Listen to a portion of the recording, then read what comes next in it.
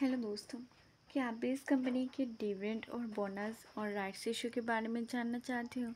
तो बने रहिए एंड तक। तो देख सकते हो नेम, पहले प्राइस भी देख सकते हो। तो चलिए देख लेते हैं। सबसे पहले इसका राइट्स स्टॉक स्प्लिट देखेंगे, ठीक है।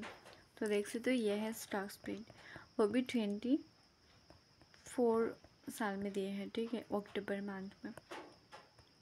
राइट्स इशू के बारे में कहा जाए, राइट्स इशू नहीं है। बोनस के बारे में कहा जाए, बोनस भी नहीं है।